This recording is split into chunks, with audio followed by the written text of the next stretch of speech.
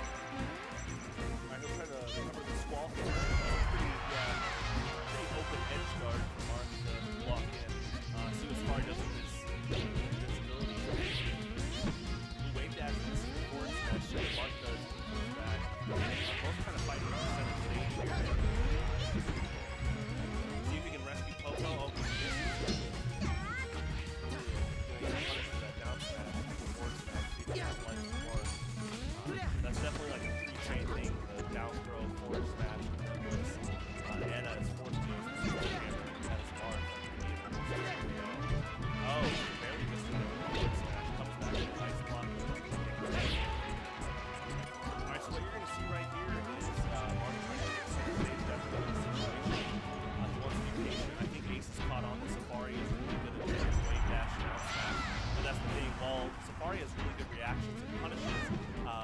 If the opponent picks up on that, picks up that Safari likes to use a lot of wave dash down smash when he has a solo ice climber, then Safari's going to have to adapt to what they adjust to. So what Safari usually does is goes, oh, okay, my opponent now shields my wave dash and now I'll just try to grab it. Good forward strategy, he doesn't capitalize off the center stage here. Oh, good upset and kind of take control of the lower side of the battlefield. It's actually a really good thing to do, especially with ice climbers because they're so floaty and they jump. So we kind of negate a lot of the ground control by ice climbers like this. Kind of sways things in your favor. Now it's looking like Stock's one. Looks like Mark is a good counter pick. Good forward smash stuff that approach is probably looking at down smash approach.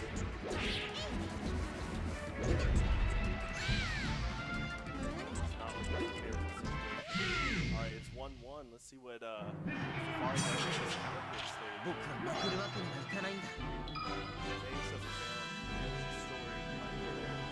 Story is the fastest stage to lock in non-wobbled KOs for ice climbers.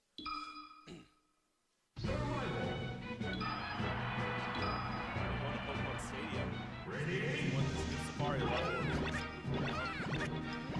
Arguably, DC has Ace is not really playing Safari.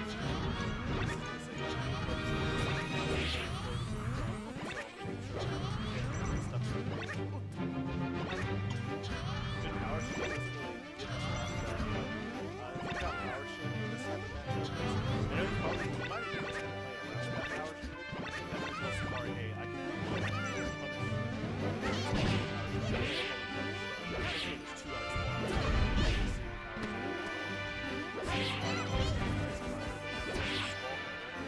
yeah, Mark is really good.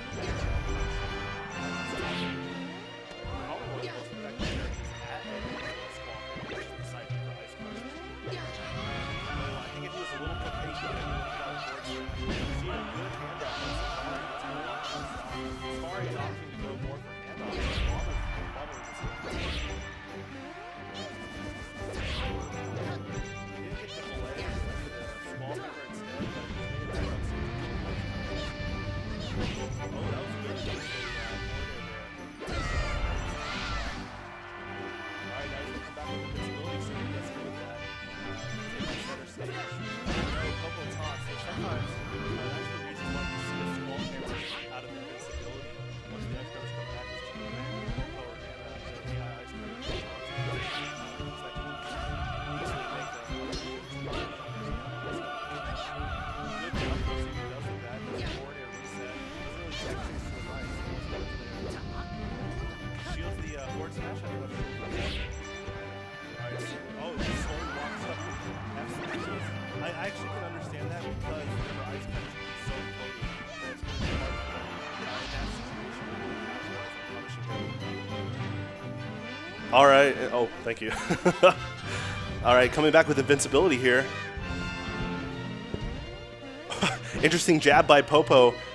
Again, Safari trying to look out for those capitalizations that his AI Ice Climber can throw out. This is looking pretty fair so far for both sides. I think the Marth pick was really strong. You know, Ice Climber's definitely being one of Sheik's harder matchups, and it's always good that you have a character like this. I don't know if it's his pocket or a secondary, but regardless, it's looking really well for this type of matchup. Tries to throw out the ice blocks, and what that does there, you see it also with Mario and Doc, is they'll throw out that falling projectile to throw off the recovery of the opponent to secure a more better edge guard. So because Marth is forced to be hit by the ice block if they time it correctly, and then Marth might be forced to grab the ledge without going overstretching, kind of like something like that, but you didn't see the ice block there. And this is looking, it's swinging again in Safari's favor. Last game, you know, Ace took it, about 3-stock lead. But now Safari's on a 3-stock to 1. He doesn't have Popo, but it's still, it's pretty, yeah. I'm just looking at the neutral right now. I think Safari has adapted to a lot of approaches that Ace has been throwing out. That's the thing, like, Safari knows the Marth matchup a lot, but everyone plays a character differently, so I think last game Safari was kind of like adjusting, feeling how does Ace play Marth, and I think also Pokemon Stadium has played favor for that. Good wave dash forward smash, and again, this is what I'm talking about. Safari's Sona, in this case Sona, is really good. He definitely works on that. He doesn't crutch off of wobbling, even though it's a good tool to have. Oh, you see the taunt too. It's nothing, probably like, sometimes people taunt passive aggressively, but I don't think that was that. It's just more of like a for fun thing. Oh, okay. Both characters really wanted to grab there. Kind of Safari overshooting there, kind of going backwards. Oh, tries to save Popo from the Nair. But Popo ate it, probably is up to 40-something% now. Definitely something to keep track of. Now that he ate that tipper forward smash, probably around 60. Misses the grab. Popo kind of stops in his tracks there. He does it again.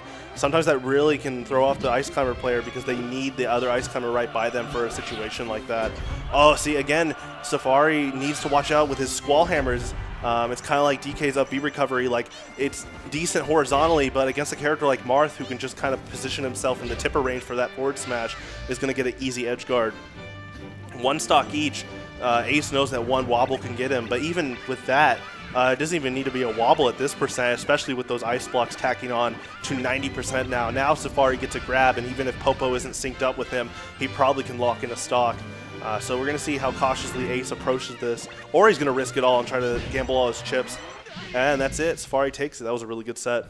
I think I am playing Ace now on stream, so good commentating for now. Thanks for tuning in. It's been a good bracket so far.